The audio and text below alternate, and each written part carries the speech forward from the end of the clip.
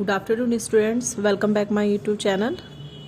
बेटा आप लोग की यूजीसी नेट में सोशोलॉजी की क्लासेस चल रही हैं, तो इसमें मैंने आप लोगों को जो आप लोगों की फर्स्ट यूनिट है उसके अंतर्गत हम इमाइल दुर्खिम के बारे में पढ़ रहे हैं।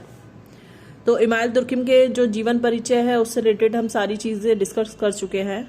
आज हम बात करेंगे इमाइल दुर्खिम के सिद्धांतों के बारे में। तो इमाइल दुर्खिम जी ने 3 प्रमुख सिद्धांतों का वर्णन किया है, जिसमें पहला है आत्महत्या का सिद्धांत, दूसरा है श्रम विभाजन का सिद्धांत और तीसरा है धर्म का सिद्धांत। ठीक है, तो आत्महत्या का जो सिद्धांत है वो उनके सामाजिक तथ्य तथा विघटनकारी व्यवहार के रूप में प्रस्तुत किया है उन्होंने। श्रम विभाजन का सिद्धांत जो है वो उन्होंने जनसंख्या के घनत्व में वृद्धि से उत्पन्न जो भी सिचुएशन सामने आई है उसको लेकर के उन्होंने श्रम विभाजन का सिद्धांत प्रस्तुत किया है। और थर्ड है धर्म का सिद्धांत। धर्म का सिद्धांत जो है उन्होंने टोटम के आधार पर धर्म की सामाजिक व्याख्या के बारे में उसका वर्णन किया है। धर्म का सिद्धांत को हम जो है वो टोटमवाद का सिद्धांत भी कहते हैं। अब टोटमवाद का सिद्धांत क्यों कहते हैं ये आगे जब हम धर्म का सिद्धांत पढ़ेंगे तब उसके बारे में डिस्कस करेंगे। आज हम बात करेंगे आत्महत्या का सिद्धांत, जो सामाजिक तथ्य तथा विघटनकारी व्यवहार के रूप में प्रस्तुत किया है। तो इससे रिलेटेड जो नोट्स है वो भी मैं आप लोगों को इस वाले वीडियो में सेंड कर रही हूं, तो आप उससे देख करके अपने वीडियोस में देख करके आप अपने नोट्स जो है वो तैयार कर सकते हैं। थोड़ा सा मैं आपको अपनी तरफ से अपनी लैंग्वेज में समझाती हूँ कि आत्महत्या के सिद्धांत में दुर्खिम जी ने क्या कहा है। तो दुर्खिम की पुस्तक आत्महत्या का सिद्धांत जो है, आत्महत्या जो उन्होंने पुस्तक लिखी थी 1857 में, उनकी तीसरी प्रमुख पुस्तक है, जिसे समाजशास्त्रीय अनुसंधान में सर्वोच्च तथा प्रथम स्थान दिया जा सकता है। वास्तव में समाजशास्त्र में अनुसंधान का इतिहास ही इस पुस्तक से शुरू होता है। यदि इसके निष्कर्षों में आधुनिक विद्वानों ने कई संशोधन किए हैं, फिर भी इसकी महत्वता जो है वो वैसी की वैसी ही बनी हुई है।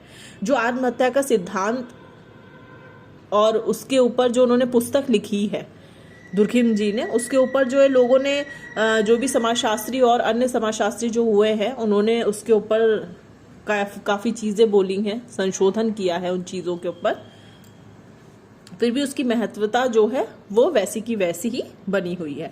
दुर्खिम ने अपनी इस पुस्तक में अपनी 2 वर्ष पहले प्रकाशित पुस्तक समाजशास्त्रीय पद्धति के नियम में प्रतिपादित करके अपने इन विचारों की पुष्टि की है कि सामाजिक तथ्य जो है वो मनोवैज्ञानिक तथ्यों से भिन्न होते हैं तथा सामाजिक तथ्यों की व्याख्या जो है वो मनोवैज्ञानिक तथ्यों द्वारा नहीं की जा सकती है। अब आप पूछेंगे कि सामाजिक तथ्य क्या है, तो मैंने सामाजिक तथ्य के बारे में भी इस वीडियो में आपको पिक्चर भेज रखी है, आप उससे देख करके समझ लेंगे। और कई बार क्वेश्चन भी पूछा जाता है कि सामाजिक तथ्य क्या होते हैं या इनकी विशेषताएं क्या होती हैं। ठीक है, दुर्खिम के अनुसार आत्महत्या का इस सिद्धांत का क्या अर्थ है। तो दुर्खिम सर्वप्रथम उन शब्दों को परिभाषित करते हैं जिनका प्रयोग वे अपने रिसर्च में करने जा रहे हैं। आत्महत्या एक सरल व स्पष्ट शब्द लगता है, परंतु इसकी परिभाषा अनेक प्रकार से दी जा सकती है।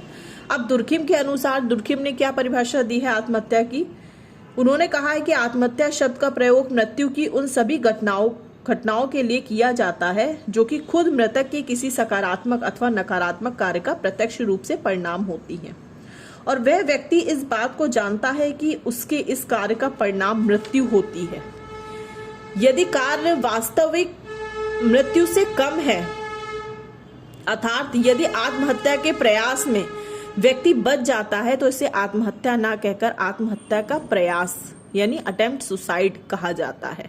इस प्रकार दुर्खिम आत्महत्या की परिभाषा देते हुए उसमें 2 तत्वों का समावेश आवश्यक समझते हैं।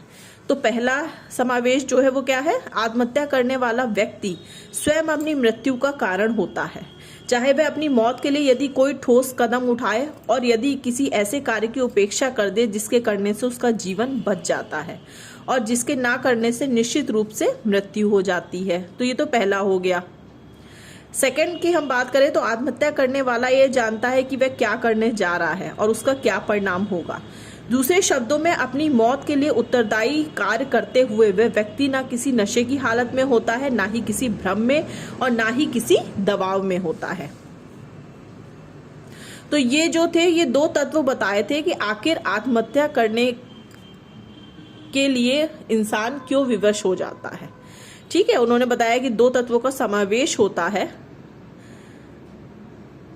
ठीक है, अब हम बात करते हैं आत्महत्या की विशेषताओं के बारे में। तो यह मनुष्य जागरूक रूप में करता है तथा इसके परिणामों का उसे पूर्ण ज्ञान होता है। इससे आत्महत्या को उन कार्यों से भिन्न समझा जाना चाहिए जिसमें कर्ता परिणाम के बारे में ना ही तो जागरूक है और ना ही सचेत है। आत्महत्या जो कि व्यक्तिगत स्वभाव, प्रकृति तथा इतिहास से संबंधित है, समाजशास्त्रियों की रुचि का विषय क्यों है? क्यों न इसे मनोविज्ञान में अध्ययन के लिए छोड़ दिया जाए? इन प्रश्नों का स्पष्ट शब्दों में उत्तर देते हुए दुर्खिम जी ने कहा है कि जब किसी समाज में हुई आत्महत्या को समग्र के रूप में समझने का प्रयास किया जाए तो परिणाम व्यक्तिगत इकाइयों का योग नहीं है, अपितु एक नया तथ्य है जिसे हम सामाजिक तथ्य कहते हैं।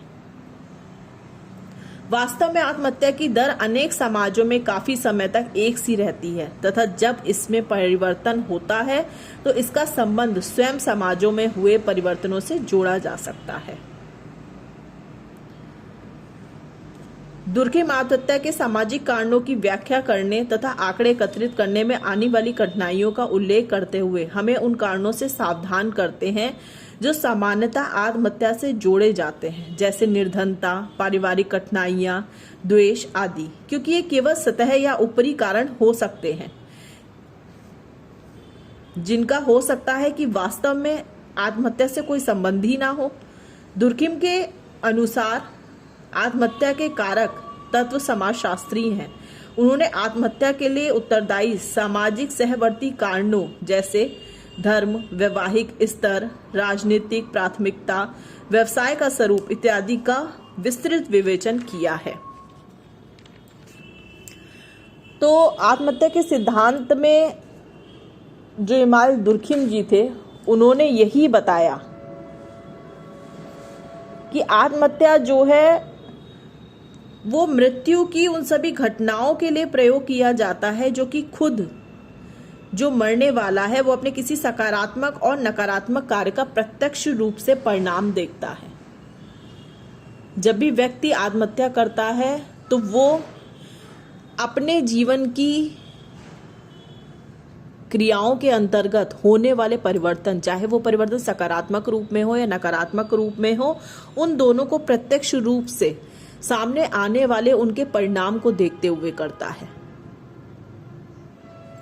तो आज मैंने आप लोगों को दुर्खिम जी के आत्महत्या के सिद्धांत के बारे में बता दिया है। इससे रिलेटेड मैं फोटोज भी आपको वीडियो में सेंड कर रही हूँ, आप लोग उससे देख करके अपने नोट्स बना सकते हैं। और ये टॉपिक जो है ये काफ़ी इंपॉर्टेंट है, ये अक्सर इसके बारे में पूछा जाता है एग्जाम में।